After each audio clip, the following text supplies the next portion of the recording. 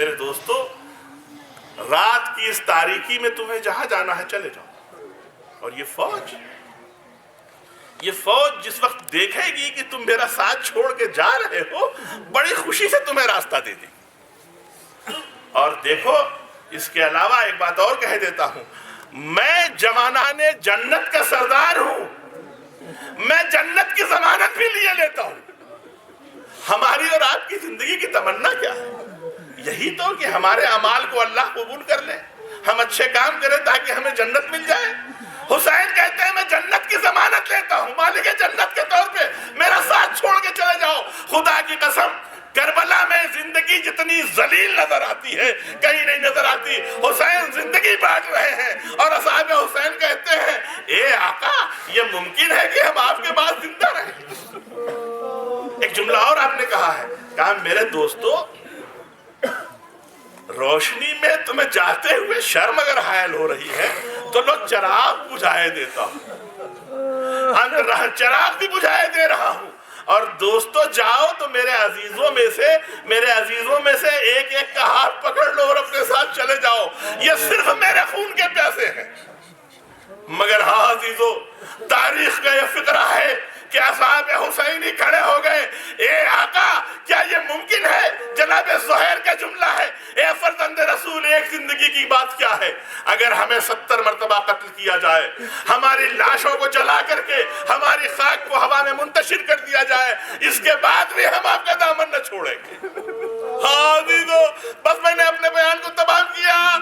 جب اصحاب کے اس جذبے کو امام نے سنا ہے تو اس کے بعد اب بات کو چھوڑتے ہوئے اس اصحاب کی یہ جملے امام کے کانوں میں گونج رہے تھے، اور جب کوئی نہ رہا عاشور کے دن تو حسین کبھی داہنے دیکھتے ہیں کبھی بائیں دیکھتے ہیں، اور کوئی جب نظر نہ آتا ہے تو آواز دیتے ہیں اے حبیب ابن مظاہر کہاں ہو، اے مسلم ابن اوسجہ کہاں ہو، اے زہیر ابن قین کہاں ہو؟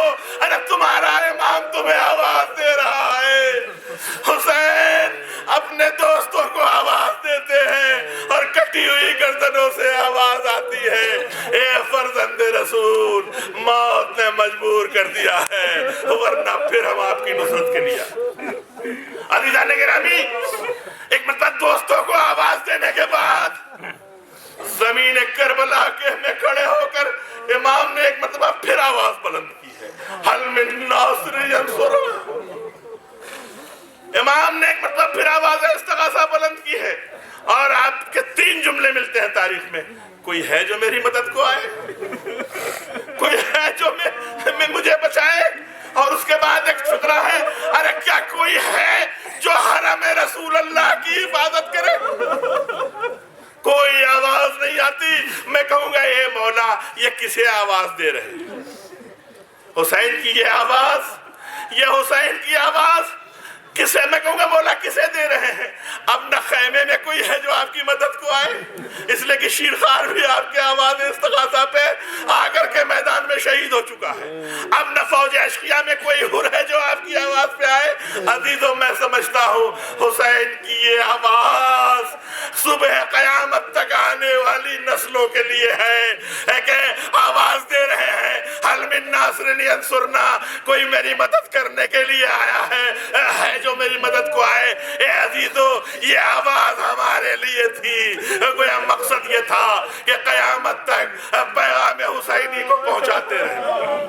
بس عزیزو زحمت کو تمام کیا، یہ تو اطمینان کا عالم ہے۔ اب کفِ افسوس کون مل رہا ہے؟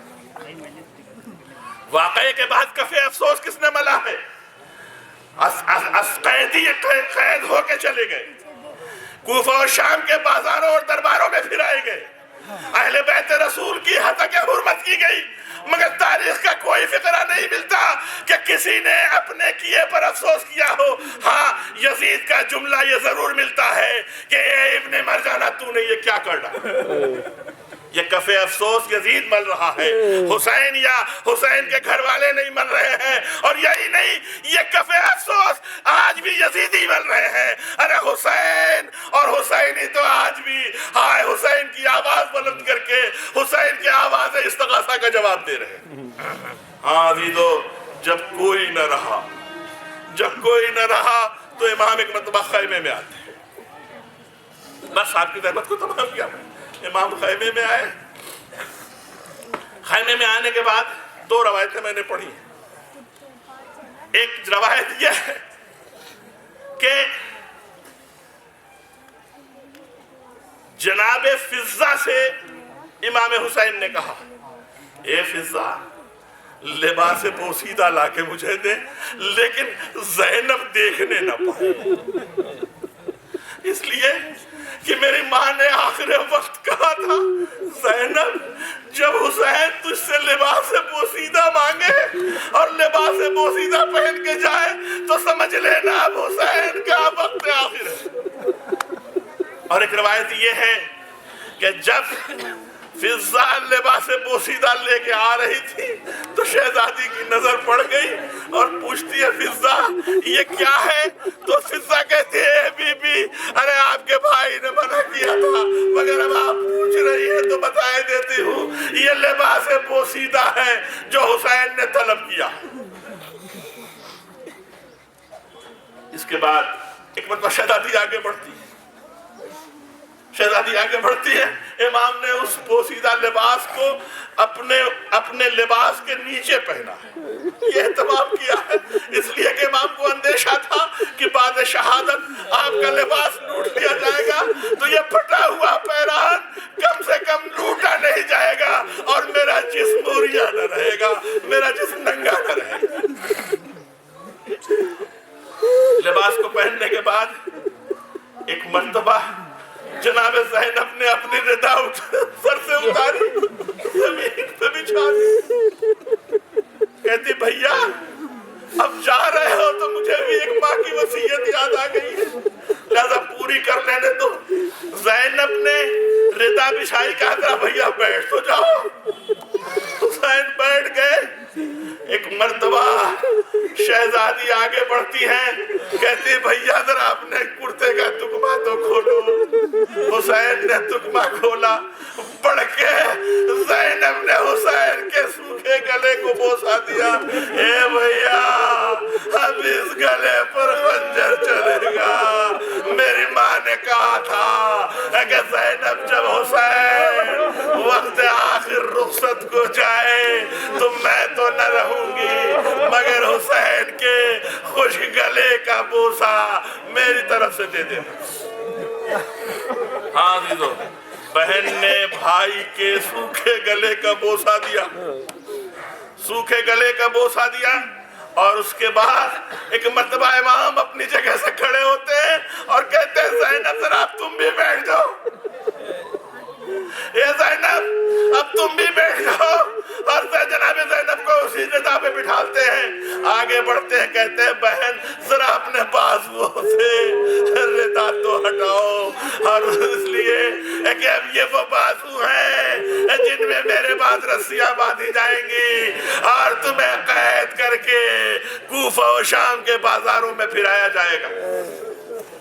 बहन और भाई में ये रुखसत की गुफ्तगू हो रही थी, तमाम बीवियां जमा हो गई। हाय हुसैन, वाह हुसैन, या हुसैन, अलविदा की आवाजें बुलंद होने लगी। एक मतलब तमाम बीवियां कहती हैं, ए आका अब जब जा रहे हैं तो हम चाहते हैं कि एक बार आपको जी भर के देख लें, लिहाजा हम सब बस्ता खड़े हो जाते हैं, आप हमारे दरमियान से गुजर जाइए। हुसैन बीबियों के उस हल्के से गुजरते हैं और जब दरमियाने हल्का पहुंचते हैं तो रवायतों में मिलता है एक मर्तबा इमाम ने अपने सर से अम्मामा उतारा और हाथ आसमान की तरफ बुलंद किए। ए बारे लहा, इन मजलूम बीवियों को मेरे गम में सब्र अता करना। ए बारे लहा, इन बीवियों को कुव्वत अता कर कि इस गम और मुसीबत को बर्दाश्त कर सके।